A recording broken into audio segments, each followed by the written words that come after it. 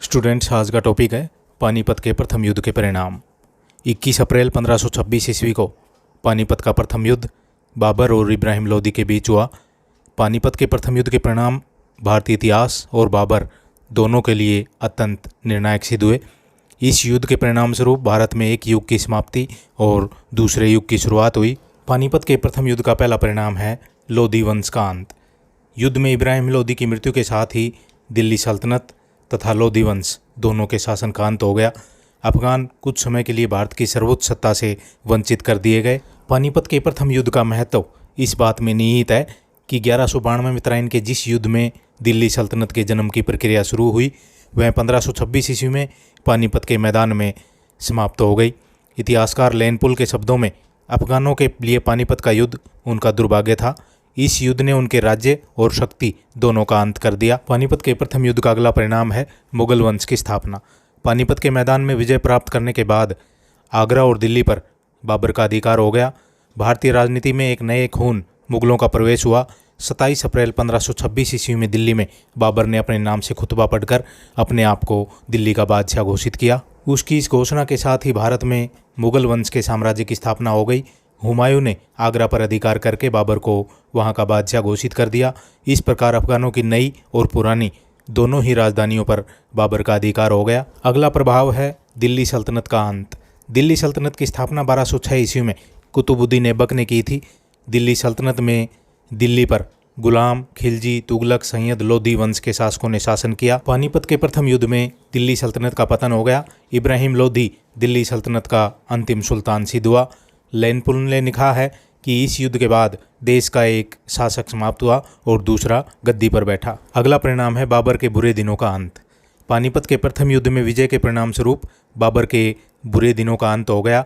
बाबर अपने पैतृक राज्य फरगना को प्राप्त करने का बार बार प्रयास करता रहा, परंतु वह पूर्ण रूप से सफल नहीं हो सका और इधर उधर भटकता रहा। पानीपत के युद्ध में विजय के बाद बाबर के बुरे दिनों का अंत हो गया। इसके लिए बाबर ने भारी मेहनत की थी। इस युद्ध की विजय ने बाबर के जीवन में स्थायित्व प्रदान किया। अब उसे इसका विस्तार करना था। हुमायूं को आगरा में लोदी का खजाना मिल गया, जिससे बाबर की आर्थिक कठिनाइयां भी दूर हो गई। इस विजय से बाबर दिल्ली और आगरा का शासक बन गया। अब उसने हिंदुस्तान में स्थायी रूप से बसने और मुगल साम्राज्य का विस्तार करने का निश्चय किया। पानीपत के प्रथम युद्ध का अगला प्रभाव है भारतीयों को नई युद्ध प्रणाली का ज्ञान। बाबर के आक्रमण के समय तक भारतीय सैनिक परंपरागत तरीकों से ही युद्ध करते थे। पानीपत की प्रथम लड़ाई के परिणाम स्वरूप भारत की युद्ध प्रणाली में अनेक परिवर्तन हुए। इस लड़ाई में बाबर ने तोपखाने का प्रयोग किया। भारत में यह एक महत्वपूर्ण परिवर्तन था, जिससे तोपों द्वारा बड़ी संख्या में सैनिकों का जल्दी ही सफाया किया जा सकता था। इस प्रकार तोपखाना भारतीय सेनाओं का प्रमुख अंग बन गया। बाबर ने मात्र 12,000 की सेना से लोदी की 1 लाख सेना को हराया। बाबर ने कम सेना होते हुए भी लोदी की विशाल सेना को जिस तरीके से हराया, उसके वैज्ञानिक स्वरूप का ज्ञान हमें होता है। बाबर ने इस युद्ध में तुलगुमा युद्ध पद्धति का प्रयोग किया, जिससे भारतीय परिचित नहीं थे। यह पद्धति पूरी तरह से सुरक्षा के वैज्ञानिक सिद्धांत पर आधारित थी। इस पद्धति में तेजी से चलने वाले घुड़सवार सैनिक, स्थान बदलने में सक्षम तोपें और अन्य बारूद प्रयोग करने वाले साधनों का प्रयोग किया जाता था। इस युद्ध में बाबर की सफलता के बाद भारत में तेज तर्रार घुड़सवारों, तोपों और बारूद का महत्व काफ़ी बढ़ गया। नेक्स्ट है नई प्रशासनिक व्यवस्था। बाबर ने पानीपत युद्ध में विजय प्राप्त करने के बाद हरियाणा क्षेत्र में जीते हुए प्रदेशों को एकत्रित करके सरकार नामक प्रशासनिक इकाई में विभक्त कर दिया। बाबर ने हरियाणा को 4 सरकारों में विभक्त किया: मेवात, सरहिंद, दिल्ली और हिसार। बाबर ने इन स्थानों पर अपने वफादार साथियों को नियुक्त किया। एहसान तैमूर को नारनौल और बुगरा सुल्तान को शमशाबाद की जागीर दी। नेक्स्ट पॉइंट है मंडारों का विद्रोह। हरियाणा में स्थानीय सरदारों ने बाबर की सत्ता को स्वीकार नहीं किया।